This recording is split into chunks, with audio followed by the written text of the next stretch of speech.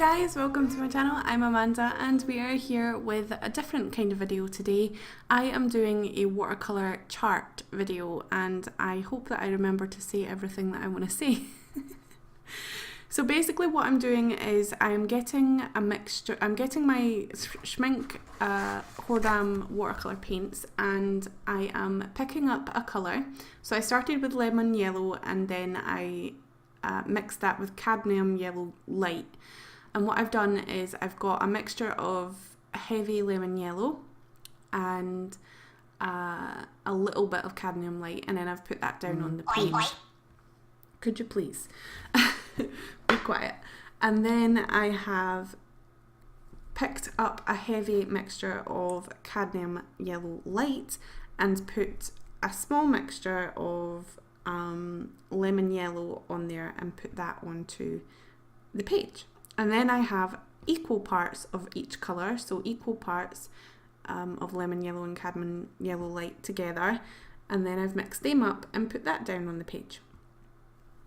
And then what I've done is I've added water to each of those mixes, about 2 or 4 drops depending on how opaque or how vibrant they are, and put those down on the page. And then I've put down what colours I mixed together, and this gives you a good idea of what colours you can get from those two mixes. Obviously if you start with lemon yellow, then you go to cad light, but you don't mix lemon yellow and cadmium yellow light again because you've already done that. So yeah, I hope that I've explained that good enough, I guess. If you want a bigger video on how to do this slowed down in real time, then please comment below and tell me. I'll be happy to do that. But the reason I'm doing this is because I want to get into watercolour, and I did say 2 years ago on this channel that I was wanting to get into watercolour and truly do it, but I kind of skipped out on that, and I dabbled in watercolour, but I didn't dabble in it as much as I wanted to. So this year I'm definitely going to stick to watercolour and just watercolour. I also have digital and colour pencil in my mind, but watercolour is going to be my main medium to focus on this year. Another thing that I want to say is if you're going to do this, you need to have like a full afternoon, maybe even nighttime free. This took me about 3 hours to do. So just as much as a painting would take me to do, it took me to do this swatching.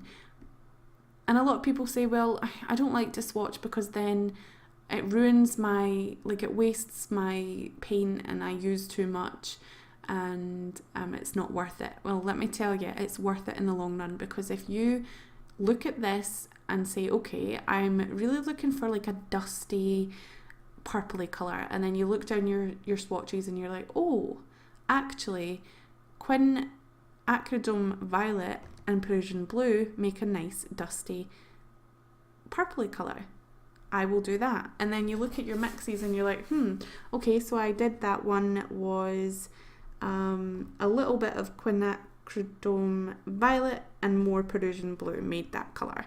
So then you know how to mix it straight away, so you're not wasting paint because you know how to do it and you do it straight away. I know I just repeated myself then, but yeah, and it's really cool to look at. And sometimes when you do this, you don't realise what your paints can actually do and how many colours and colour variations and shades and values you can get out of your watercolour paints, and you can get a lot.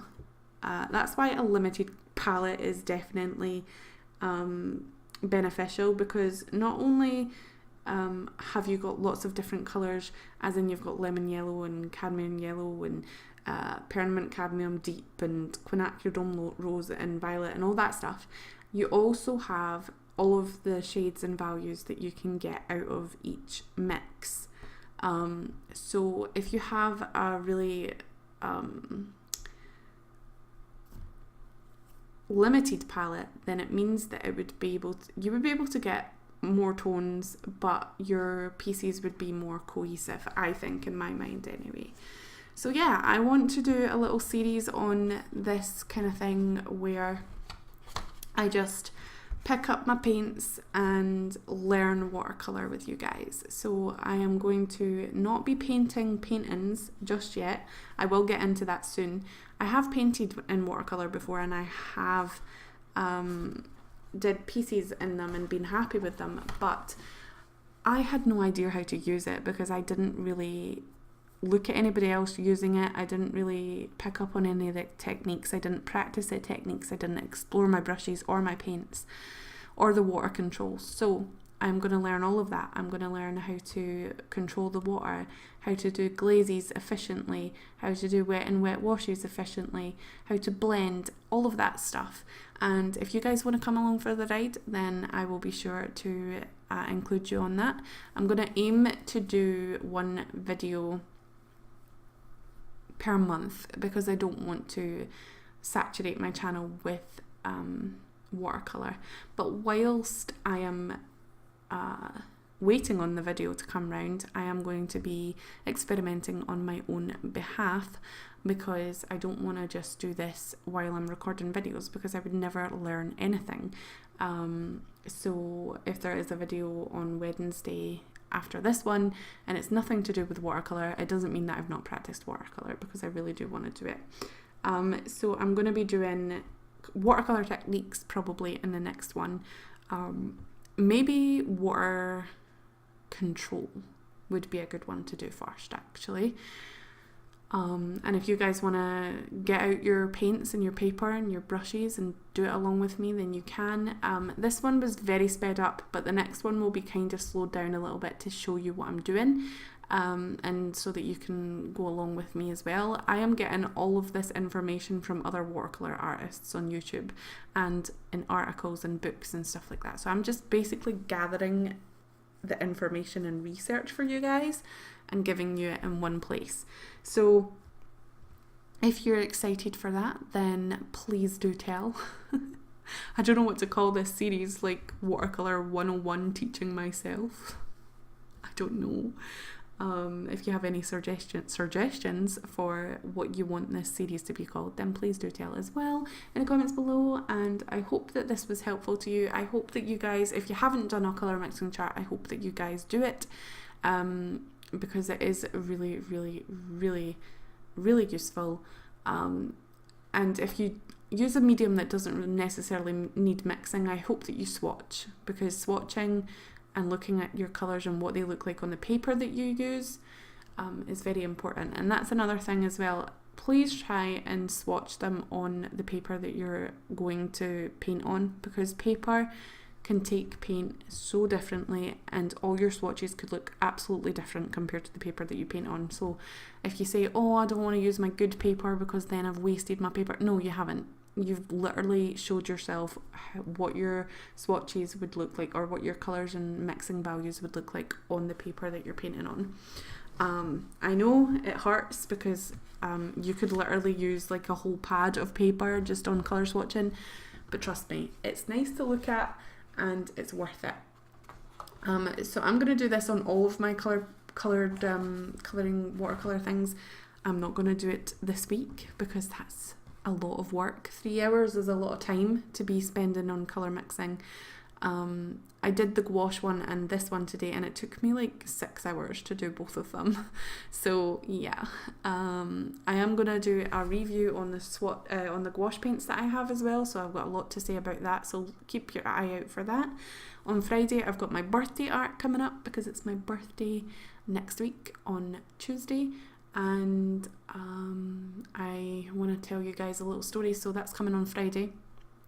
Interesting stuff. And then on Monday there will be an art vlog. Exciting stuff.